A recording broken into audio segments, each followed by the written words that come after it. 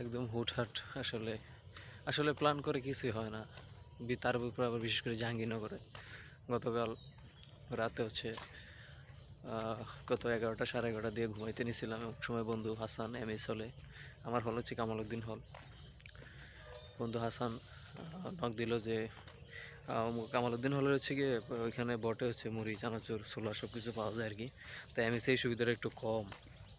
তো বন্ধু হাসান নক দিল যে তোরা ওই দিক থেকে এটা আড্ডা দিয়ে আর কি। আসলাম রাতে 11টায়। এই তো সারা রাত কাঠ খেলাম, আড্ডা দিলাম, মুড়ি খেলাম। এখন বাজছে হচ্ছে সকাল 6টা 41। তো এটাই আসলে আমার প্ল্যান ছিল যে গতকাল আমাদের সিআর সে হচ্ছে মেসেজ দিছে যে ক্লাস হবে না। তো ভাবলাম যে তাহলে আজকে দিনটা বন্ধ আছে, অনেক প্ল্যান করছি, তাহলে ঘুমায় যাই দ্রুত। কালকে মোটামুটি মানে আজকের দিনের জন্য একটা প্ল্যান করছিলাম, তো প্ল্যান আসলে বেঁচতে গেল। এই যে এখন গিয়ে ঘুমাবো কটায় ওটি ঠিক নেই। আর এখন আমি সেই যে সকালে যাইতেছি সে হেভেন রোড দিয়ে।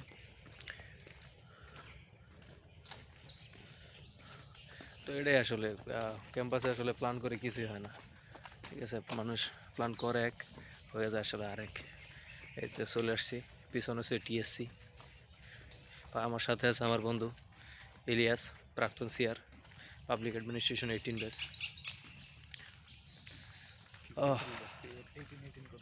53 তো PA 53 না, হ্যাঁ PA 53 নাকি কোনো এদিক দিয়ে। পিছনে আছে জয়রান, মিলনায়তন।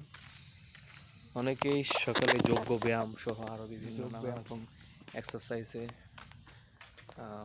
মশগুল আছে।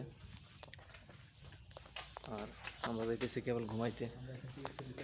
এখনও সিটিএসসির ভিতরে শুনশান নীরবতা। এই তো এখানে না ওই যে দারুচিনির দ্বীপটা কি যেন একটা মুভির একটা শর্ট ক্লিপ মেবি এখানে দোতলায় নেওয়া হয়েছিল আমাদের। দারুণ এখন ঘুমাইতেছে, ঘুম ঘুম চোখ।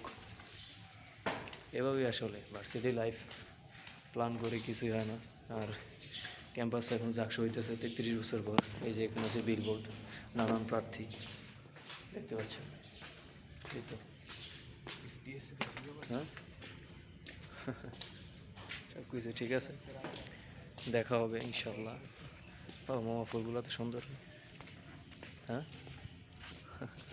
ইকন অডিটোরিয়াম।